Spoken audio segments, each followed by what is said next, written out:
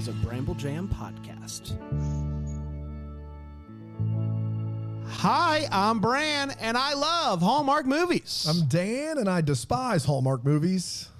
I'm Chris, and I hope to one day do a Hallmark movie that Bran really likes. And this is the Deck the Hallmark podcast.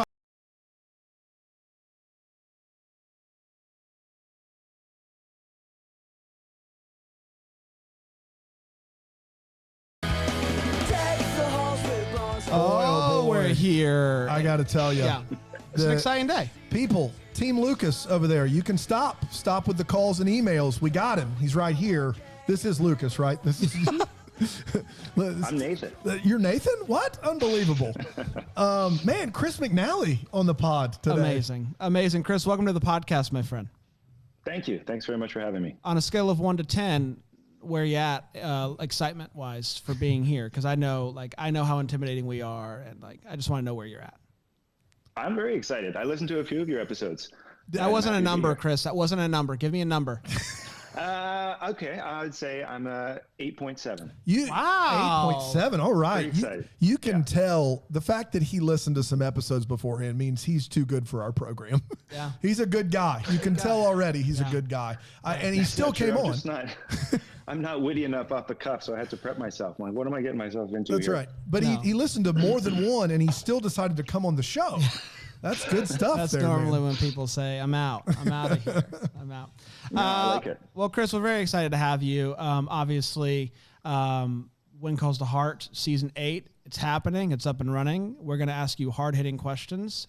We're going to try to get you to give us information that will get you in trouble, right. and you're going to be a smart enough guy to go around it, and we get it. We know how the game is played. The dance will be there, The dance will be there, and I think that's what we're all looking forward to. But let's go back to the beginning of your life, if you will. Where were you born? How old were you when you were born? And when did you start kind of getting into acting and realizing that you wanted to do something like that? I oddly was born at the age of 4. Congratulations. Which, Wild. something Crazy. Yeah.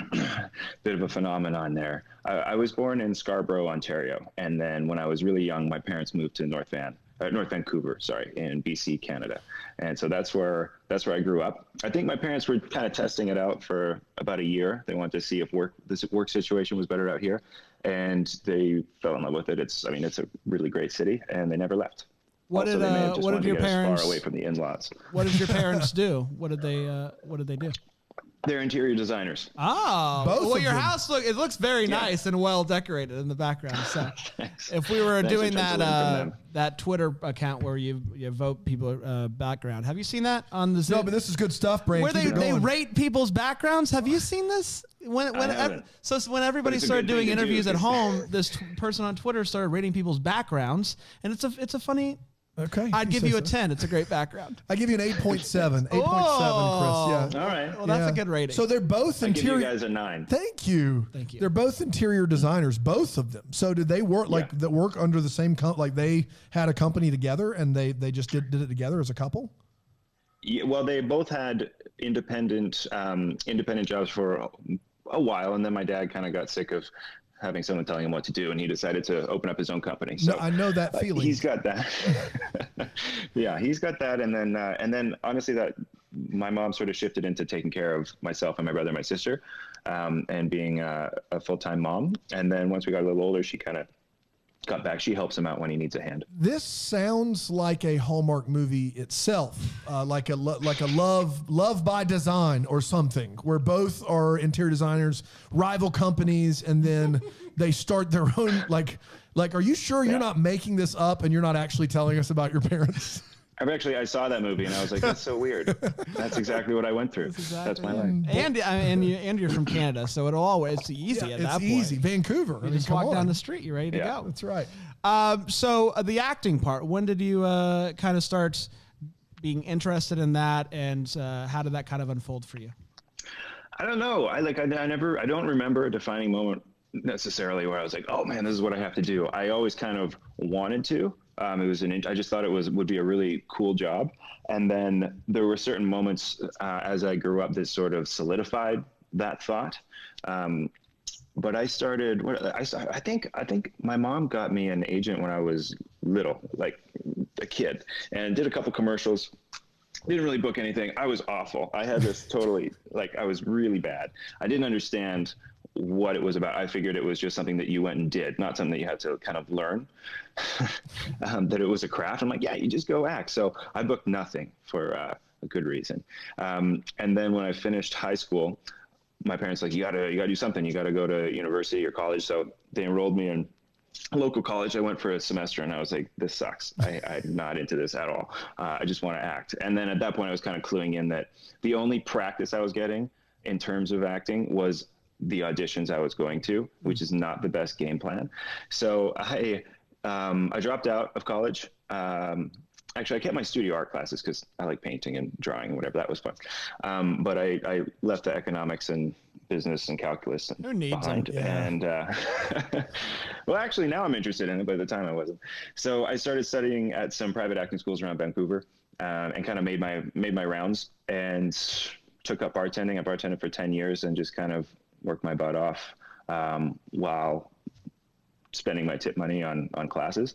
And then eventually after a decade got to the point where I was able to leave bartending behind and just do this full time. Were your parents cool with this? Like, hey, you got to go to college somewhere. You drop out after a semester and you're just going to bartend and take theater classes. Your parents were like, yeah, that works for us.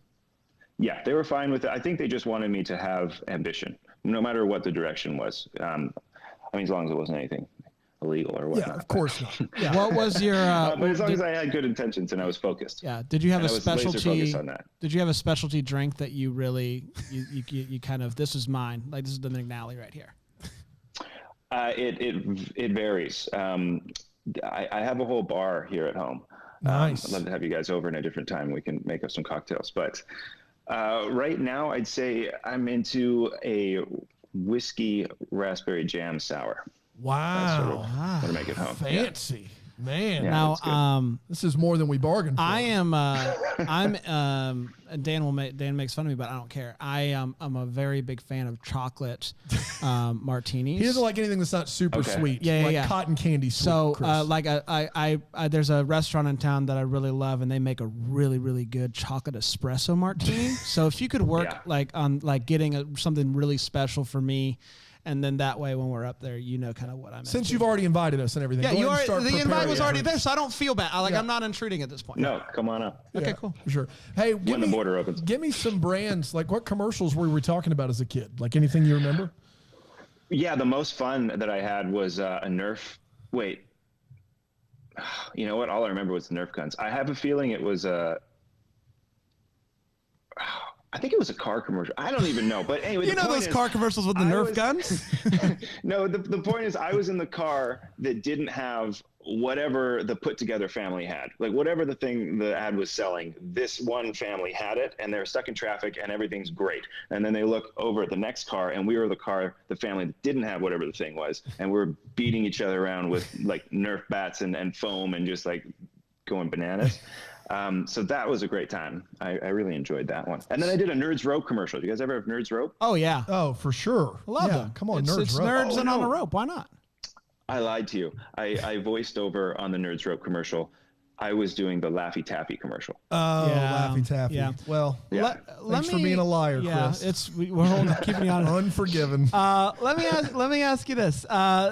You start taking these acting classes at how early on did you realize when you were taking these classes that you have no idea what you're doing? What was the thing that you were working on? You were like, oh my gosh, there's like actual skill that I can improve on with my acting chops that this is really going to help with. Probably the first, response of the teacher after I do my first scene. And it's like, okay, yeah, great, yeah. You said words. No, I was just, I feel like I struggle with self-diagnosed anxiety. I haven't actually gone to, no one's told me I have it, but I get like my walls close in, my heart goes up, and I remember I would drive to that acting class, and like my palms were wet with sweat from the steering wheel. And so I was like, okay, clearly this is something that really makes me nervous, but I also must really care about it for that same reason. So I think a lot of it was getting over that and being able to be comfortable exploring and not worrying what maybe people thought of me, or looking like an idiot, or whatever was holding me back mentally. Is there a worse feeling than you finishing a scene and a director going, okay, just like that? Brings back memories, man. It's a trigger. Yeah, I bet. So 10 years of bartending that's a decade, Chris. It's a long time. Yeah. At any point, did you think, this isn't happening for me, I'm gonna ditch the acting thing and go do something else? I never thought I was going to ditch it, but I definitely thought, man, this might not happen for me. And it was a roller coaster, so many ups and downs. And one of the worst parts was I have a habit of staying somewhere for a long time. So I worked at this one bar for 7.5 years, and the regulars that would come there knew me for that amount of time. And on like year 7, they're being like, so how's the acting going? When they sit down for an drink, I'm like, God, good. It's great. That's when you start acting. Habit going. Yeah, it's like your parents asking if you're going to get married. Like, it's just like at some point. I ask this to everyone, so if your anxiety doesn't want you to answer it, Chris, feel no pressure. But everyone else has answered it up to this point. Do you have a memorably bad audition? An audition that in your head's like everybody has one that you can remember, just like, man, you walked out and you went, boy, that was a faceplant that you would be willing to share with us? Yeah, definitely. I mean, there's been tons, but okay, to be honest, there's 2 that stick out in my mind. One, though, I feel like I can get away with telling 2, because one of them I didn't actually even get to audition. It was so bad. I was late. I was speeding. I got pulled over. The cop was really mean to me. He's like, "What are you doing? You're going this fast in your mother's car?" And I was like, "I'm trying to get to an audition." He's like, "What? You're risking your life and everyone's life to get to an audition?" I was like, "But it's a good part. It's a director-producer session." And what was the movie or TV show? What was the? I think it was a show called Arctic Air that shot here in Vancouver. Okay. And by the time I got there, and I was just like shaking, quivering, getting pulled over really rattled me. And I kind of knock on the door, and the office was closed. And then casting director opened the door. She's like, "Hey, Chris, the session's like, everyone's gone home. Like, it's done. Are you okay?" And I'm like, yeah, I'm fine. I think I went and cried on a park bench somewhere. But in terms of actual in-room bad experience, I had one kind of recently where a casting director was, now that I've been working a little bit on when calls and whatnot, I find it's much friendlier in the room. So it's like, "Hey, how's it going? Like, how's when calls? And how's your family?" Like, it seemed to be a great conversation. I felt really comfortable. And I did the first scene, and she's like, "Right. Okay, try this." And what she was suggesting was exactly what I had thought I was doing. So that leaves you nowhere to go. You're like, all right. I like, normally I can take a note, but when you you tell me to do what I thought I was doing, I don't know what to do from there. So that just kind of started spiraling. I don't know where it was going. I was just reaching all these directions. And we did it like 4 or 5 times, and then she just gave up on that scene, and we went out, and the same kind of thing happened for the rest. It fell apart. And then going from such a friendly conversation at the beginning to after finishing that 3rd scene, and she goes, "Yeah."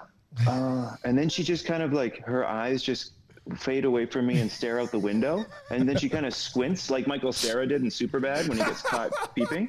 It's just a squint, and she goes, "Well, have a good Christmas." And I was like, I'll just see myself out. You too. Oh, boy. You too. That's when you know. Yeah. Before we leave bartending behind altogether, I want to know, at any point in the 10 years, did you have any dreams of opening up your own bar? And if so, what was it going to be named? I still do. Yeah.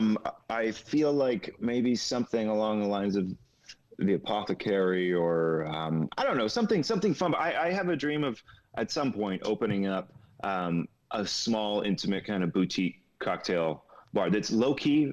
I don't want anything pretentious, but I also want it to be somewhere where you can go and you know that you're going to get an excellent cocktail. I love Death & Co. In New York, the East Coast. That's one of my favorite bars. And there's a place in LA called In Sheep's Clothing that is so badass. It's like, it's inspired by a Japanese hi-fi bar, and it's all mid-century modern. I've heard that the layout, like their first priority was actually the acoustics of the room. And so behind the bar is a big vinyl library, and the bartenders spin whatever they're playing. And they have mirrors set up kind of like an oyster bar does. So you can see down at whatever's on the tabletop spinning, the way you would be able to see down at the oysters on the bed. Which I like. I also bartended at an oyster bar for a while, so that was fun. But something like that, it's all about the music. They have these little cards on the table that say no cell phones, no photos, keep your voices down below the music. So it's just an intimate spot to go have a great cocktail, listen to good tunes, and have a nice conversation. You're speaking Brand's language right now, with everything but the cocktails that taste like cocktails. Everything else you really want them over with. As long as I can get a chocolate martini. I'll put a chocolate espresso martini on there. Call it the brand. Call it the brand. Brand special. That's all I want. Well, what's crazy is I was going to say your last name. I mean, McNally's is a great name, but for a bar, but it's not the kind of bar you're talking about. McNally's is the Irish pub. Yeah, that's where you go. You get like a snake bite and like a whatever. Yeah. So that's not what you're going for at all. No. Somebody told me recently an Irish bar is like home. Like anywhere in the world, wherever you go to an Irish pub and it's going to look the same. So if you're ever feeling homesick and you need something of similarity, just go to an Irish pub. Yeah, it seems to be base in most, I used to drive for Uber here in Greenville. We're in South Carolina. I used to drive for Uber, and everyone's home base was an Irish pub downtown. That's where they finished the night every that was the most popular spot. So it's even within the land. Look at this guy. He's even got a Guinness shirt on. Unbelievable. So he gets it. He understands. I love it. Yeah. During your 10 years bartending, are you saying you had no jobs, no acting jobs at all during that time? Oh, it was pretty brutal. I mean, I worked so hard in class, and I felt like I was making progress, but then I would go into an audition and I would just crumble. And I think it's anxiety. Like, I think I probably should have been on some kind of medication. I might have a different career today if I could go in there and just do what I wanted to, but I would fall apart every time. So there was years, 2-3 year spans where I feel like I didn't book anything. And even the things I did get would be like, I don't know, guy number 2, those kind of things. One line. And then, what's the funny thing is, I love acting so much, and I love what I was doing in class, and I don't know how to explain it. It's really important to me. It was the most important thing to me during that time, and I lost my train of thought. So important to me, I forgot what I was saying. Oh yeah, I know what it was. So I wanted this job so bad, and then I would go and I would get a job, and it would be something like guy number 2, and you were treated terribly because they know that you're only there for one day. You've got one line. Your job is to not screw it up. Don't hold them up. Don't waste time. Just go and do your thing, get out. And because they knew that you were going to leave, nobody paid. It was very unfriendly. And so when I actually would get a job, I think that was such a miserable experience. I'm confused. I mean, I really want to do this, but I just feel like I'm in the way the whole time when I do get it. And then it wasn't until I started getting parts with more, a more substantial role and more responsibility that I realized, oh no, this is supportive. It's just, sometimes they don't have time for the little guy. Yeah, no, that makes perfect sense, especially on a show that's been running for years. I make a joke to Bran. We look at everyone's filmography beforehand. Everyone that's been on this show has been on Supernatural. Everyone has an episode. Oh, it's a Vancouver rite of passage. It's a Vancouver. You have to be on the show. They're running out of people. They're just walking up to people and be like, I could get a role on Supernatural. You were 2 different characters on Supernatural. That's fantastic. You got to wait at least, I think, 2 seasons, and then they can bring you back. Oh, wow. There you go. Yeah, so a show like that's a well-oiled machine's got the new guy on it. What are they going to do? They're not going to give you that preferential treatment. But what was the big break? What was the thing where you were like, okay, I think I can make a living doing this? How about this? What was the role that when you booked it and it was a done deal, you hung up the bartending apron? Okay. I think they're maybe two different jobs for that, because I held on to the bartending because after a decade, even though I grew to hate every second that I was there, because every minute that I was working in the bar was a minute I wasn't doing what I wanted to do. But then I started to develop this attachment with it where I'm like, I can't let it go. What happens? This has become such a familiar part of my life that I was afraid to quit. But I think what really changed for me was I booked a job on a Netflix show called Altered Carbon. And it was a 3-episode arc. And actually, I had no, at the time I just gotten out of a pretty toxic long-term relationship where I felt like I was really held back and couldn't do what I wanted to do. So as part of the kind of me feeling liberated, I was like, I'm going to audition for theater school. I'm going to move to New York. I wanted to get into Juilliard.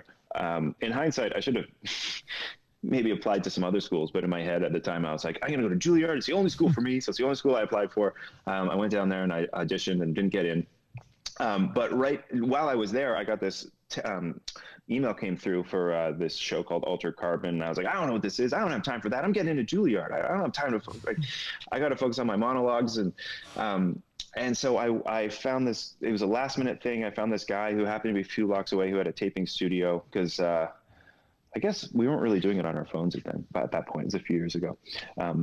But anyways, I just taped it off, taped it as quickly as I could, didn't give it another thought, and then didn't get into Juilliard, but a couple weeks later got a call. It's like, hey, you've booked this Altered Carbon, recurring on Altered Carbon, which turned out to, at the time, I think be maybe the most or second most expensive show Netflix has ever done, after The Crown. And so that totally, in terms of being a Vancouver actor, when you get something like that, then your Vancouver agents can go down to LA and say, hey, we've got this, a client of ours.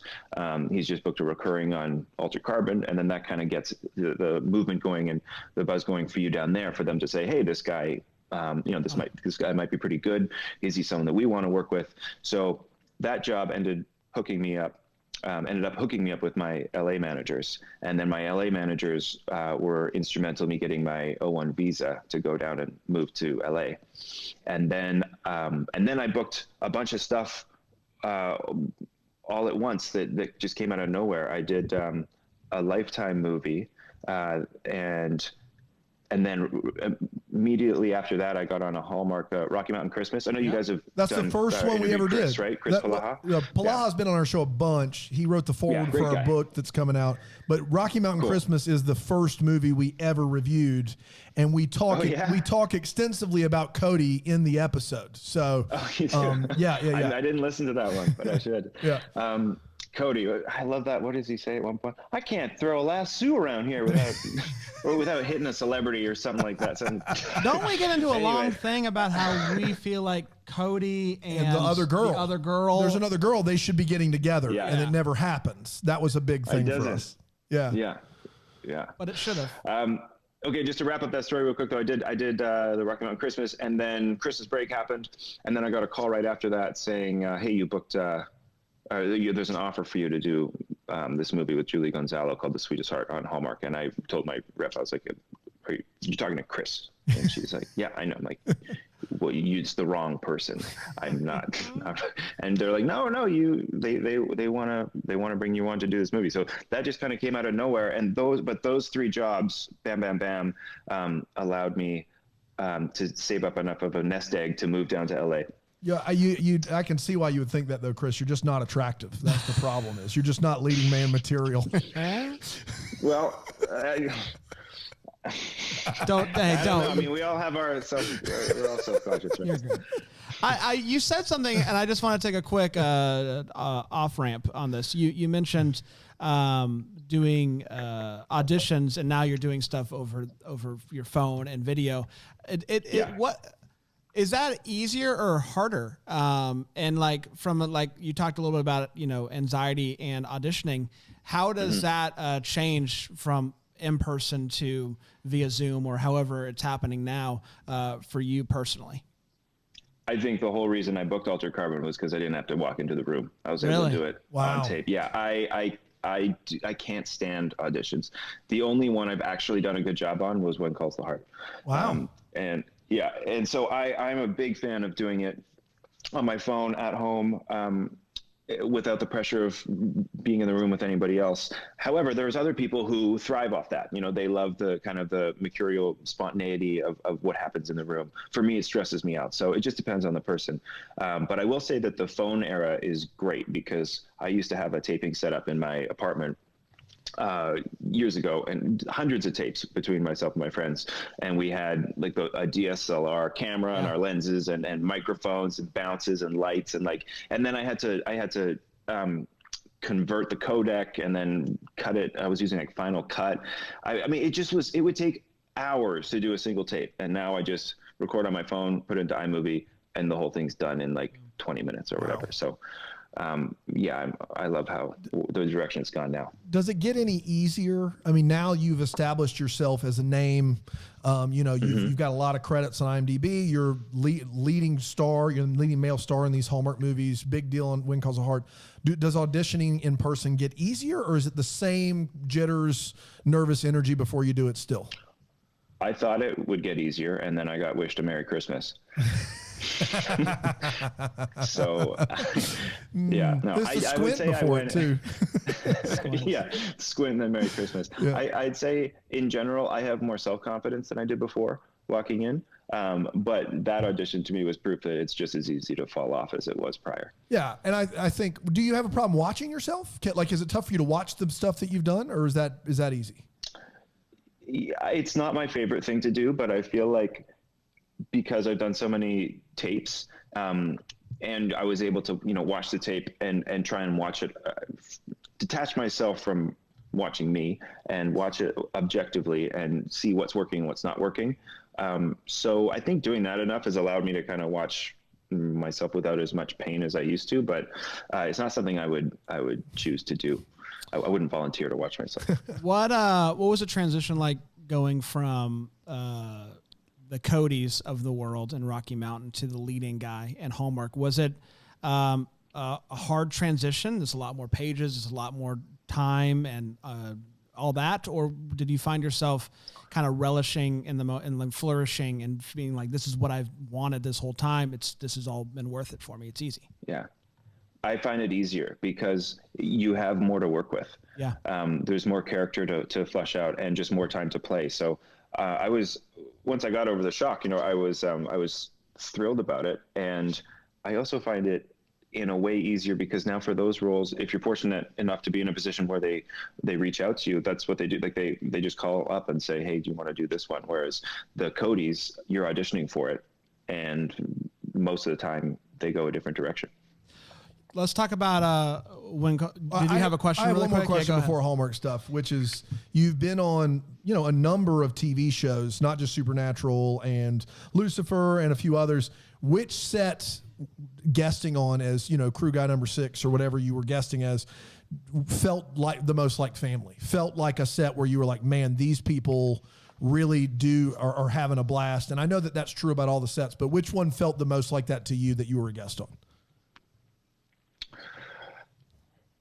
I think Altered Carbon, it was a massive production, but yet you still felt like you were an important part of the puzzle. And it was also, I really liked the cast and I respected the cast a lot. I was just happy to be in the same room with some of those guys and see how they work. And they were very welcoming. Sometimes I feel like the lead actors don't necessarily want to share a green room with people who are coming in for a couple days or a couple episodes. They have their own private space to be, so they don't really want a small talk. But that one, everyone just hung out in the same area each day, and and so I felt like part of the team, even though I was just there for a bit. Fantastic, that's awesome. Yeah. Let's talk about When Calls the Heart, because you mentioned you had to audition for that. It's also Jack died. And it was a Jack's dead? What? It was a big deal, Dan. Huge deal. People were freaking out. Yeah. They had to do a whole Facebook Live, calming people down. Mm-hmm. And now the show's... now the show is more popular than ever. So I think it worked out. Maybe kill a character every now and then. Yeah. Hallmark, So I want to ask you this. This is a big audition. It's for the Hallmark's, signature series. Yeah. And, but you're coming in essentially, we don't know yet if you're the fill-in for Jack, but you're coming in to kind of, add to where the show is now lacking. Did you feel that pressure? Did you know about the Hearties? Did you know how big of a loss it was with Jack? What was it like for you going into that room to audition? You said it was your best audition, so tell us a little about the audition process, but also kind of in the back of your mind, did you know everything that was going on with the show at the time? I didn't at the time that I auditioned. I knew that they were looking for two guys to come in and kind of be possible love interests for the Elizabeth character. I knew that Hearties, that it was a big show because it shoots here in Vancouver, but I'd never auditioned for it. I had a terrible time. I couldn't get into any rooms. So I didn't, it had been shooting for 5 years in Vancouver, but I'd never had a chance to read for it prior to this. But then it didn't dawn on me until I got the job. The pressure of once I started kind of looking into the Hearties and how upset they were that Jack died. Like they're still figuring out how to. The idea of two new guys come in. They're trying to figure out how to bring him back from the dead. Still, I'm team Ghost Jack officially, Chris, and I'm really sorry. I hope the best for Lucas, right. But I mean, that ghost storyline, I'm still holding out hope for. Yeah. I love reading the comments and people like, Team Nathan, Team Lucas, bring Jack back. And then a couple people will get at that person like, just let it go. He's dead. He left the show. But to touch on the audition process for that, I actually did have it's two-part. I did have a bad audition originally. I read for both characters. Oh, wow. So I originally read for, my LA manager called me up and I was in LA. I made the move down there and he said, hey, you've got an audition in the room for this Lucas character on One Calls the Heart. So I went there, I got lost, I was late, it was very hot, I was sweaty and nervous, and it was like an audition that had a lot of action, like you're on the floor and something's being robbed or something, and I don't know. Why? And I was like sitting behind a chair. I don't know, these scenes weren't actually in the show that had been written specifically for these auditions. So I don't know, but it was horrible. Like I left there and I just felt so defeated. I'm like, there goes another one. And then my Vancouver manager called and said, hey, Canadian casting wants you to tape for this Nathan character on One Calls the Heart. I was like, oh, okay. Well, I have another shot and I can tape it, which makes me feel good. So I taped it at home and I felt really solid about that read. A couple of weeks later, I got called that I was pinned for Nathan and they wanted to do a chemistry read with Aaron. And it was, I just drove down the street to Studio City and went and read with Aaron. And before that one, I was like, okay, I can't screw this up. I'm so done with screwing up auditions. So I took like an hour before that read and I did all these kind of breathing exercises I used to do in the theater classes I took in Vancouver. And I just did everything I could to kind of mentally zen and prep myself. And then I went in and had a great read. It all clicked and worked perfectly. And I was like, oh man, it feels good to actually do what I know I can do and not crumble. And then as I was about to leave, they said, hey, wait, do you have anything today? Can you stay for an extra half hour? And I was like, well, let me check my schedule. I think I'm very busy. Yeah. And they said, we'd love for you to read for Lucas. We think you might be good for both parts. Do you have time to do that? And I was like, yes, I do. So it was the same sides. But I was in a better state of mind this time. And I just took a half hour to learn them. Really, I knew them already, but I was just going over them again. And then went back in and read Lucas, and it clicked, and it went great. And then they, I guess they called about a week later and said, you booked it, do you know which one? And I said, is it Lucas? And they said, yeah, you got Lucas. I was like, great. That's the one I think I was leaning towards. Also, you get to keep that beard with Lucas. I think the Mounties have to be clean shaven, if I'm not mistaken. So yes, and I look like an idiot without a beard. So I'm very happy. Sure you do, Chris. Sure you do. I feel like I do. Yeah. My friends I shave my beard and they laugh at me before even saying. Do you look really young? Do you look like you're like 10, 12 years younger? Yeah. I feel like I'll look around 23. Wow. Man. Actually, I haven't shaved it for a bit, so maybe I'll look 25 at this point. Yeah. Okay. We feel you. Yeah, here. This is a very if we ever had to shave, I don't know. Like, what we do. I feel like listening to you. Like, is time kind of an enemy for you when it comes to this anxiety? Like, if you had to do an audition tomorrow, would that help you instead of having to do it in 2 weeks or getting all this time to prepare? Like, if you had to do it a lot quicker, would you just not have the time to get anxious about it as much? No, I think the lack of time is what stresses me. It makes it worse. Yeah, I think it makes it worse. Okay. For sure. Wow. Yeah. There you have it. Did you know once you booked it that the love triangle would last 2 full seasons, and you would still be just sitting there in the library, just waiting. Did you know that? Did they have this mapped out? No, I don't. I know that they wanted to be sensitive of Elizabeth's character not moving on too quickly after the death of her husband.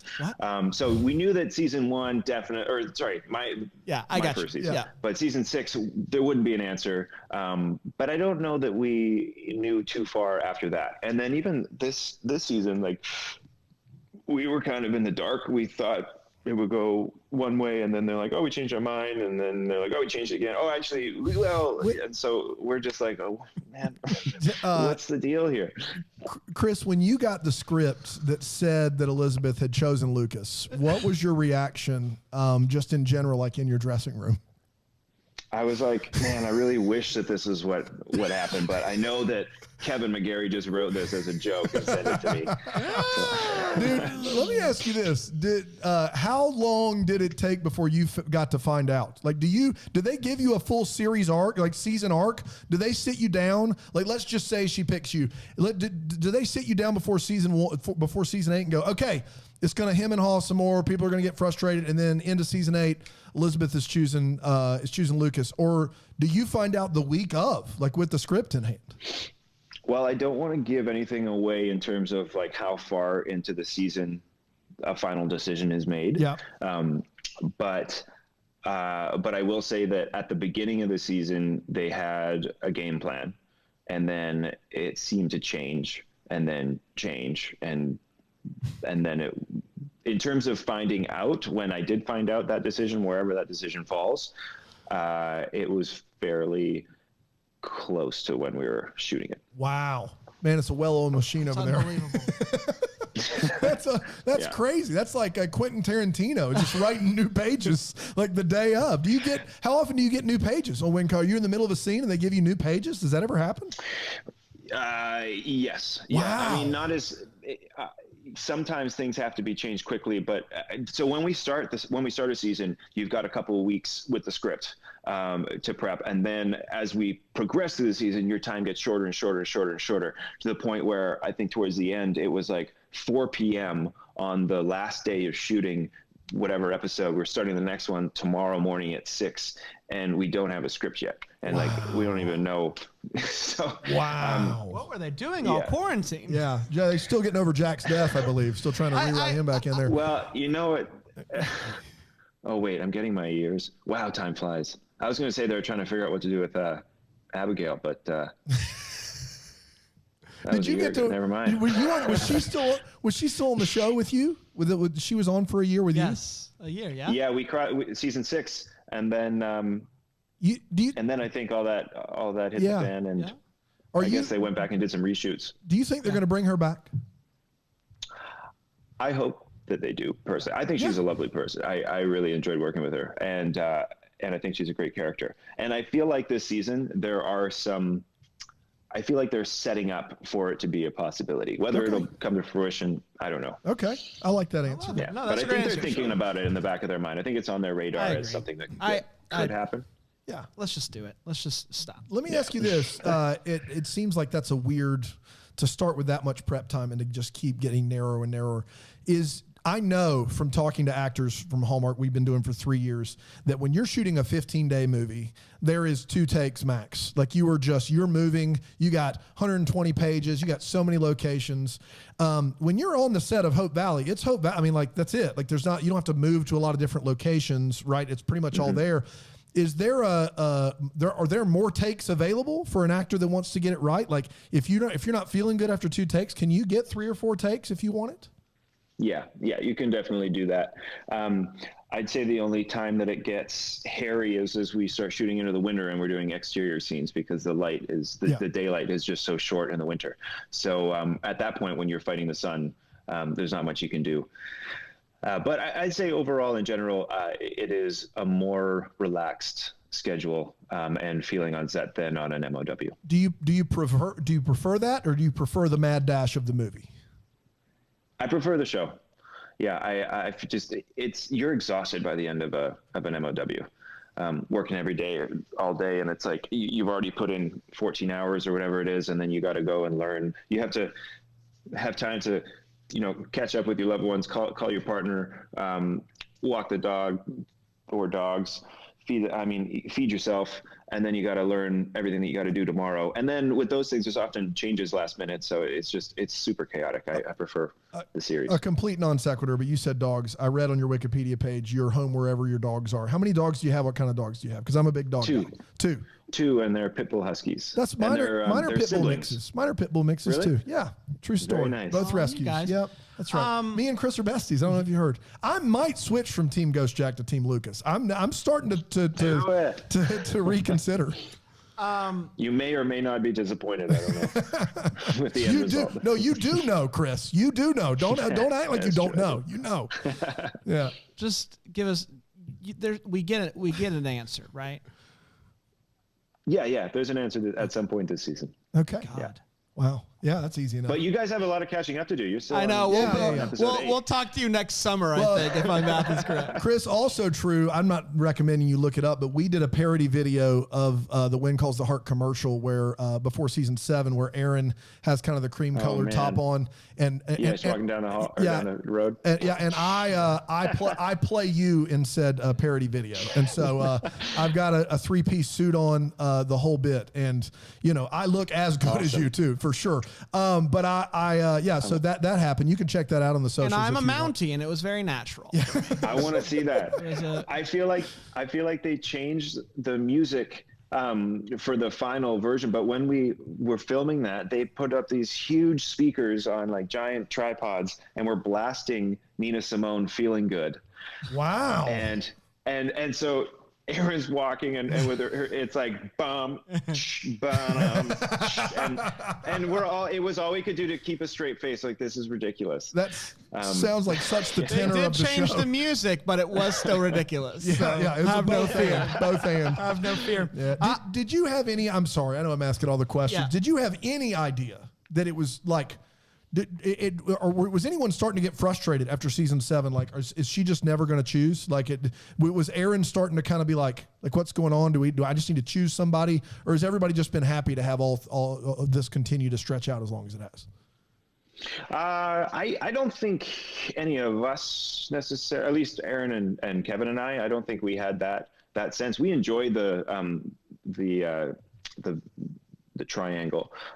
It's fun for us in terms of extracurricular activities, not so much this year because of the pandemic, but prior, like the 3 of us got to travel. Like, we would go to Denver, or we would, and so we're like, once one person is chosen, this little tripod is not going to get to hang out and do these fun adventures anymore. So we were happy to stretch that out. I think we sense the fans' frustration and don't want to test their patience too much. So maybe a little bit in that regard. What are you going to do with all of your free time not traveling? I'm going to work on my, I'm going to meditate and work on my anxiety. Let me ask you this. Yeah, that's a good answer. Let me ask you this. This may already be known and I just don't know and I'm a doofus, but the character that doesn't get chosen, they're still going to be on the show, or correct? do they die? No, the showrunner made a point to call Kevin and I, and he's like, just so you know, no one is leaving. Okay. Doesn't matter which way it goes. There's still a community. Hope Valley's a community, and both characters are kind of well established in the town, and they don't want to take that away. You got the heavy hitters all over the place on that show. I mean, just everywhere you look. Paul Green, Aaron Krakow, you, Kevin McGarry, Jack Wagner. I mean, there's so many people in this world that exist. Yeah. It's like it's turning into kind of an all-star club. Yeah. On the Hallmark Channel. And so it's crazy to me knowing that every year a series budget already goes up for them to continue to add Hall stars and keep them on. That's a commitment there. I mean, that does not go unnoticed. Yeah. It's a fun group. I love everybody on that show. Have you thought about, whenever it is that you want to leave the show, how you want to die? Because they kill now. I don't know. It's a kill situation. So, have you thought about how you'd go down? I would like to stay away from natural disasters because I feel like it's like no one's to blame and that's no fun. So I feel like it should be maybe hand-to-hand combat of some sort. Yeah, well, I mean... I think it should involve another person. Let me ask you this, Chris. If you could pick another actor from the Hall-Star universe to show up in Hope Valley and kill you, who would it be? Ben Ayers. That would be a great one. We've had Ben on the show. He would do that. He would do you proud there, I feel like. He's a great guy. He's hilarious. Well, let's do rapid fire. Yeah, rapid fire. Well, we each get to ask you 3 questions. You have to answer as quickly and as honestly as possible. More emphasis on the honesty and less on the quickness. Dan? The most memorable experience you had going to a movie theater growing up. What movie was it? My family used to do. You remember when Lord of the Rings was coming out? It would come out every Christmas, and so that kind of became an annual thing. My family we'd all pile into the van and go see the new Lord of the Rings together. So that was fun because there's so many of them. So it's a very long endeavor. Yeah, I like it. Have you ever gotten lost? He said on the way to an audition he got lost. Yeah, but like how lost? Like, Come what's the on, man. worst you've ever been Just lost? ask better What's the questions. worst you've ever been lost? The worst I've ever been lost. God, I don't know. I asked the hard-hitting questions. It would have to be before GPS because, like, I mean, I got a little lost going to that audition, but more it was like I misread the GPS and I turned right too soon and got stuck going the wrong way, and then I'm just cursing myself, being like, "You're an idiot! Why did you do that?" Right. But you know, yeah. You know what? I have Here we are. lost, and We I get pride there. myself- We get there. Yeah, on having a good sense of direction, and I made my buddy Matt know that because we were in Spain and we had one hard copy of a map and I had it, and he was like, "Man, we're going the wrong way," and I was like, "No, we're not. I know exactly where we're going." And we got to the point where I said, "Trust me, I have an excellent sense of direction," because I really felt intuitively like I do. And he's like, "Can I just see the map?" And I was like, "Fine." And so I show it to him. He looks at it and he looks at me. He looks back at the map and he's like, "It's upside down." I was like, Wow. Great. So yeah, I was pretty embarrassed about that and hurt my pride, and I got us lost in Spain. Upside down. I love it. My next one has a follow-up, Chris, and I waited this long to ask you so you wouldn't hang up. Have you seen your IMDb photo? Yeah, I need to change it. And There's something strange happening with my hand. Do you stand by it? That was my follow-up question. What is No, it? it's He looks like he's in a band of some sort. Can you like hold it up to that camera? Oh yeah, you are doing something. I don't know. He's got a full camera. Like, Yeah, I don't know what this is. I think at the time I didn't realize that it was weird, and I just haven't updated anything in years. Yeah, Don't man. listen to him. He's opening for Dashboard Confessional coming up at a new tour somewhere. Speaking of Dashboard Confessional, best concert you've ever seen?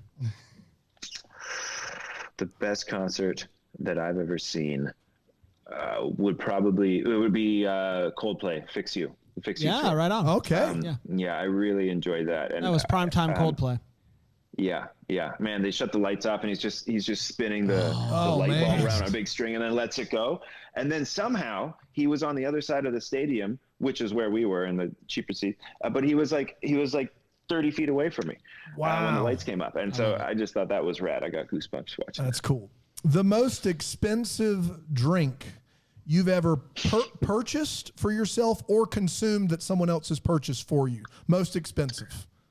Well, Crown Media Hallmark is generous enough to give us a per diem anytime we have to travel for a particular event. Oh, I like this story already. I love it. Let's go.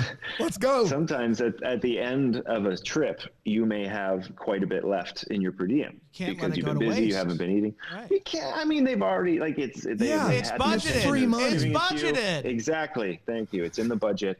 So I thought, well, it's my last night. I was sitting there with Kevin McGarry and Kevin from When Calls, and I was like, I'm just gonna order a Louis the 13th. Yes. Yes. So I had a nice $200 or $300 ounce of brandy. Did they roll it out and like sit with you while you drank it? The on full cart, deal? and the whole like gold, or crystal glass with the gold on it is the whole thing. Is it worth it? Is it delicious? I had a glass the night before of maybe like $60 Hennessy XO, something like that.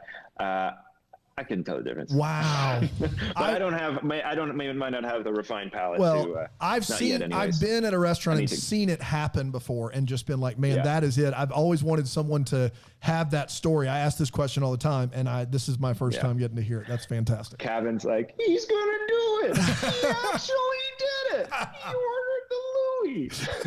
It's a great impression too. I love it. And listen, Hallmark, just still give it to him. Like, don't stop giving him just because he spent it all. Like, just he deserves it. My last question: have you taken any suits from the set of When Calls the Heart to just wear around town every once in a while? I haven't. I have not taken suits, but I did walk to. I was at Holt Renfrew in Vancouver, and I walked in. I was like, "Hey guys, I really need a brown 3-piece suit because I had one on One Calls, and I was like, this is badass, and I want one in my own wardrobe."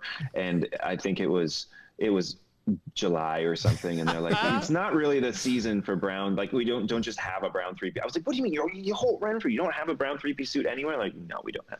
So one day I'll get that. I haven't fulfilled it yet. I know we've already asked our questions, but if Erin Krakow was to come on the program here, what words of wisdom would you give her for her time with us? Words of wisdom for Erin on this show. My mind's going different. I would tell you guys to just kind of have fun. I feel like Erin tries to be. She's always very composed and politically correct, and I think maybe you could. Do you think we could get her to break that mold and maybe get out of the box a little bit? I think that would be fun. I would enjoy that. Well, we're going to talk to her in 3 minutes, so we're going to pass pass that along to her. True story. And we're going to tell her to just let her guard down. Yeah. Before those 3 minutes, can I quickly do a fact check with you guys? Sure. Please. Okay, because I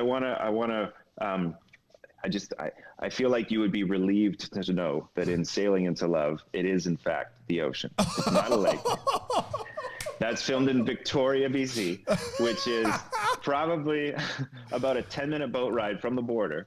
Man. The story takes place in Washington, which is on the other side of that border. So it is authentically the Pacific Ocean. It's not a lake. I got to be honest, legit. Chris, I forgot you were in the movie, and I thank you so much for sticking with us. You're ahoy. I gave you such a hard time, man. What a sport. Well, unbelievable. You know, it was deserved. Hey, I've seen it too. It's okay. Dude, you are awesome. Keep going. Keep going, please. Do it. Yeah. Snow-kissed. Yeah. Oh, boy. Definitely not Lucia playing that violin. Definitely not. I thought so. Absolutely not. Yeah. The woman's name is Momo. I don't know her last name, but her name's Momo. I love Momo. And that's why I say in the camera. In IMDb, it said it was Lucia, and it's like, just can't be Lucia. I looked it up after listening, and I checked, and I'm like, yeah, it is in fact not that person. Man, he did his homework. This guy. Anymore, or is that it? Well, I really love the comment on the hip check in New York on Jen Willie. It's a good one. Take it down a notch. Yeah. I think all the points were awesome. I laughed hysterically last night listening to that. I'm glad. You're a gentleman and a scholar and a champion for coming on this show, man. God bless you. Thank you for joining us. Seriously. Ahoy to you. Ahoy. Ahoy. Everybody go follow him on the socials. You're on social media, I'm sure, yeah? Yeah, Instagram's my name, at Chris McNally. Twitter's the same, but there's a little underscore. What's it called? Not a underscore at the end, because apparently someone got there first. Hate that person. Chris McNally on Twitter. Give it to him. Give it to him right now. What are we doing here? Why are you holding the this? least you can do. Thank you so much, man. We'll talk to you soon. And until then, may we be the first to wish you a Merry Christmas. Thank you, guys.